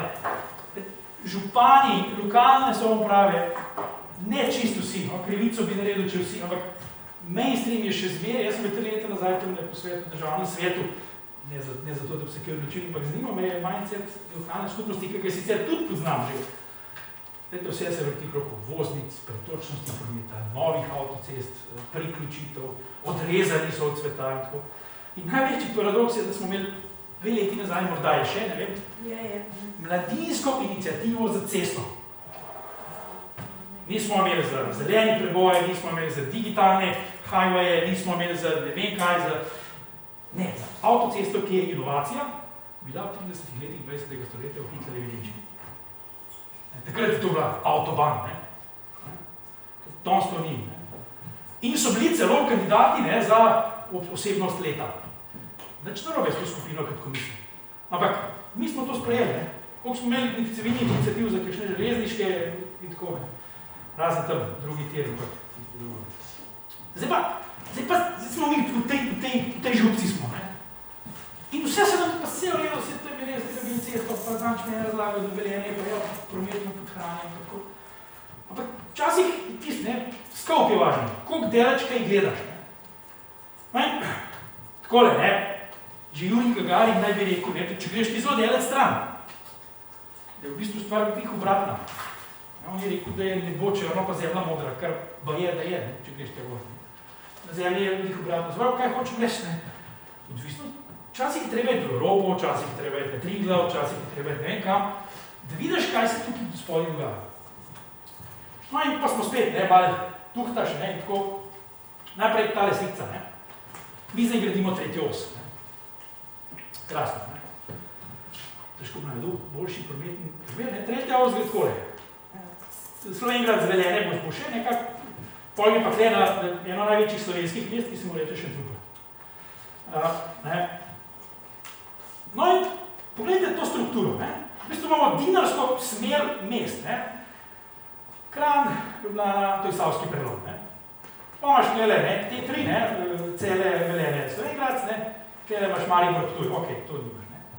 Imamo krasno, logično smer povezave cest, še imamo, ne? Avtocesta, tele pele, ne? Maribor, Ptuj pele, ne? Tukaj, ne? Smo bili seveda brihtni, ki zmaj, ne? Da ne rečem še kaj hujšga, in smo šli Velenje peljati na Ljubljano. In to se zdaj dela. Po najboljših kmetijskih zemljiščih, ker jih ima Slovenija ogromno, brez navezave na Celje. Ok, bo nekdo rekel, pa sej pa kaj kompliciraš, pa sej bo 4 minute kasneje v Celju, če greš takole pa takole. Ja, res, mogoče bo 4, mogoče bo 6. Kar pomeni, boš mogoče 4, ali mogoče 6 minut hitreje v Ljubljani. Pa vas vprašam z vidika konvencionalne prometne teorije o dostopnosti. A je več 6 minut v 17 minut, ko se pelješ Velenje na Celje, ali je več 6 minut v 80 minut, ko se pelješ Slovenj Gradec? Pri čemer stojiš, na Trojana, oziroma na Blagovci, ali pa na Manjte. In to smo, pa ne sami, ne? Bila je civilna iniciativa, bile so študije, poskušali dopovedati o tem, da ne uporabijo obstoječ koridor Velenje-Arjavas. Ja, ne dobijo novo cesto, pa seveda ne avtocesto. Ampak ne, mi gradimo zgodbo čez pole, na Šentrupert, ki si bo neizmerno pomogel s tem ogromnim infrastrukturno pridobitvijo in potem direktno Ljubljano. Ker bistvo kakovosti življenja v Slovenj Gradcu je, da si zelo hitro v Ljubljani. Pade zgodba o policentričnem razvoju, pade zgodba o Evropi, regiji, Sloveniji, kot regionalni zgodbi in tako. Ampak mi vemo. Prejmo še višji gor, zdaj smo bili na Triglavu, pa smo dolo gledali, zdaj prejmo pa na Mont Blanc, pogledamo Evropo. Kje je Slovenija v evropskih kazalcih? A veste, da smo po številu kilometrov avtocest na prebivalca, odvisno kako gledate, če vzamete 672 km, kar da sporoča Eurostatu, prvi ali drugi v Evropi, sicer smo pa četrti. In zelo smo dimenzionirani z avtocestami, ne? In gradimo še naprej ceste. In rabimo tretja os, pa Jošanje se bo, pa tako, ne? Poprečno Slovenstvo že Erne razlago, ne, po teh podatkih, za on je znam, če rekel, da smo drugi, ne, skozi smo že zadnjih 10 let, smo prvi, drugi, tretji, skratka, držimo se zelo dobro. Zakaj je najdražji sistem v Sloveniji? Ja, zato, ker se največ vozimo z avtom, ne. Ker je pač avto dražji kot avtobus, avto dražji kot vlak, ne, je pa cenejši kot avion.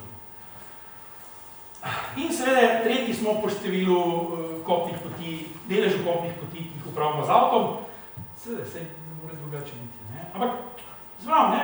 Če se pa postaviš tega gor nekam, ne? Ampak percepcija v Sloveniji številnih je, v Šaleški dolini, ne? Nujno rabimo cesto. Kočevcev resnično, da rabijo avtocesto, vsaj ne tako glasno. Niti ne Tolmincev, niti ne Kamničanov, pa so čisto malo bližje avtocesti kot recimo Velenjčani. Če greš v Šaleško dolino, je dobro dalje. Če ne dobimo avtoceste, je to pogreb. Ampak ta percepcija ne, se ustvari. Zdaj, niti ne toliko se v strokovnih kazalcih, ne, ampak manjce je pa nujno rabimo nove ceste. In kot pravijo, ne, gledajte, avtoceste nujno potrebuješ, dokler jih imaš. To je tako s hrano. Dokler si podhranjen, nujno rabiš hrano. V nekem trenutku postaneš pa vse širši zaradi te hrane, ne, in ti vse ven koristi, če jo še več ješ. In mi se proti debelosti, ne, kot pravimo, večkrat borimo tako, da kupujemo širše hlače. Ne pa, da bi še malo kontekst. In pogledajte še ena zgodba, ki se je zgodila 2 let nazaj, ne, tole je, ne. Slovenija pa Hrvaška sta z najmanjšimi težavami ustavili JPP v času korone. Ustavili. Pika. Ključe za avtobusa, vedi. In vratno. JPP, ne, ja, no, JPP. Številne druge države v Evropski uniji, ne, ga niso. So ga zmanjšali, so ga prilagodile, ker ga nujno potrebuje. To ni kazanje s prstom na tistega, ki je pri nas ta ukrep sprejel. Vsi ostali smo bili več ali manj tiho. Ker je domena, ali pa dojemanje JPP-ja nekaj, kar v našem vsakdanu, ne, samo avto. Prej ni bil pomemben, da ga bomo takoj zaprati korona, zdaj se pa noče pobrati. Ker nočemo ga dati spraviti nazaj. Poprej 5. val prišel. To je mene tako, ne? Smo se bili pogovarjali, nikomor nič, zaprali in so vsi tiho, ne? Nobenega štrajka ni bilo, vrnite nam avtobus, ne? Ok, zdaj pa še par mitov, ne? Ko boste komunicirali, pa ko bojo z vami komunicirali mobilnost, nekaj mitov v slovenskem prometu, ki so miti, ki jih lahko ovržete z lahkoto. V vsakem učbeniku vam piše tole. Slovenija ima strateško prometno lego. Sploh ne rabite vedeti, kaj to je. Ne, ali pa ne. Ampak pogledajte, tole so vsi prometni koridori v Evropi. Jaz mislim, da strateška lega je tista, ki je najbolje dostopna, pa najpomembnejša v nekem omrežju. Sploh zdaj, ker ni več geopolitike, ker so meje padle. Zdaj, če bi kdo zna potegniti ozemlje Slovenije kot prometno najbolj pomembno v tej mreži, jaz to sigurno nisem. Mogoče Moskva, ne? Pogledajte Moskvo, ampak to je neka zgodba nekih drugih časov, ne? Kako je to bilo zvezda, ne? Ker je zvezda. Ampak da je Slovenija izredno pomembno prometno vozlišče Evrope, to piše tudi v geografskih učbenikih, tudi to moramo mi malo popraviti, je neizmerno slaba šala. Razvijamo s drugimi, razvijamo samo tiste vrste prometa, ki prinaša dobiček. Nam vlagajo, JPP, zdaj so vlaki in avtobusi prazni. Glede, JPP je, kaj prav prva črka? Javno promet. Nobeno šolstvo se v resnici ne splača. Na konc dneva, ker moraš učitelja plačati, zato pa javno. Nobeno zdravstvo, javno zdravstvo, se ne splača. In zakaj so sistemi v družbi javni? Zato, ker se ne splačajo. Ker tisti, ki se splačajo, je družba, razen v socialističnih državah, neizmerno hitro poskrbela, da so postali zasebni. Se pa splačajo na dolgi rok. In to je ugotovila pa že Marija Terezija, ki je uvedla obvezno šolstvo. Pa še kdo? Torej, saj nimamo JPP-ja, da bo na koncu meseca v zelenem. Pač pa, da so vsi, ki grejo na delo s tem, da so manjši, vsi te družba je mnogo bogatejša in tudi ekonomski multiplikatorji so. Je pa res, da treba to deleč računati. Znati. Mene enkrat je rekel župan, gorske občine, rekel, brez veze, da kako tu naša občina ob sobotah vlak se bo prazen. To sem rekel, ti imaš cel Kapalčki dolin, ki so ceste od ponedeljka do petka prazne, ker nič ne možno. Ne? Tudi ne, rekel, pa ne je bil prazen vlak, ne? Sam navaditi se moramo na vlaku. V Sloveniji se zaradi razprošene poselitve JPP ne splača razvijati.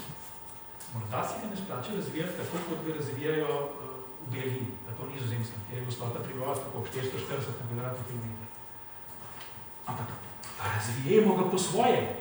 Mi ga pa zdaj 40 let nismo razvijali, da smo pogotovali, da se ga ne splača razvijati.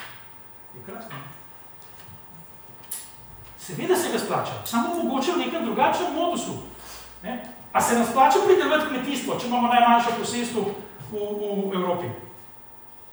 Ja, ne bom odgovarjal na to neumno vprašanje. Ne? Ker, a se nas splača delati? Seveda se nas splača, vse delamo. Ne? In isto je z JPP-jem.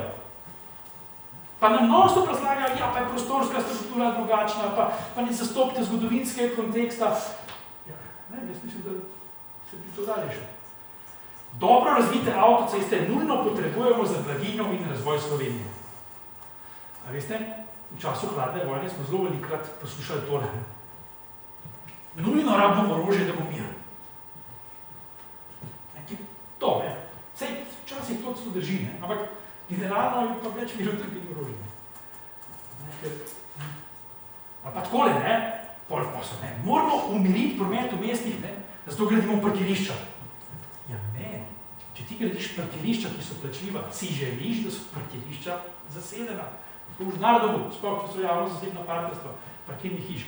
In noben ne bo vlagal tja, ker so parkirišča prazna. Če so pa polna, pa pomeni, da je šel nekdo z avtom. Ja, pa je šel nekdo pol, ne? Skratka, gradna parkirišč, recimo Emonike spodaj, oziroma zgori, koliko 2500. Ja, zdaj to pomeni, da računajo, da se bo nekdo Ljubljano vozil z avtom, ne? Razen, če bodo parkirišča iz površine spravili tja not. Se bo dejansko toliko zmanjšali neto površine parkiranja na površini, ampak potem ni bilo govora. In še večja neumnost, ne? Za ureditev prometa gradimo tretje pasove obvoznice.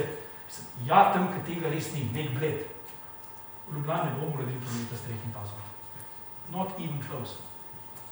Ker se bo ta zastoj prenesel na izhod iz avtocest ali pa kar drugega. In v Evropi marsikje zmanjšujejo število pasov na mestnih obvoznicah. Dobro, ne iz 2 na 1, ampak mogoče iz 5 na 4. In ni razloga, da mi to poročujemo. In ne bomo rešili kolapsa na avtocesti. Bomo ga za nekaj časa, ne? To je nova doza v žilo, ki te bo malo kupila časa, na koncu boš pa še bolj odvisen. In to sporočajo našim načrtovalcem, vsi resni prometni načrtovalci, pa ne pridemo skor. In nismo, ne? Smo pogrdili se, bagli tako rekoč že delajo. In že Einstein je isto povedal zelo dolg časa nazaj, se pravi, to se nismo mi spomnili. Ok, še par mitov, pa ne več dost. Sistemske rešitve so možne v kratkem času. Ne, niso. Pika. Slovenska prometna zgodba. Avtoceste smo gradili, smo predvideli. 50-40 let. V to motoriziranost nismo prišli čez noč in ne bomo rešili težav čez noč. Ne da se. In ni čarobne palice. Ni. 30 let vlaga po železnice, pa se bo poznalo.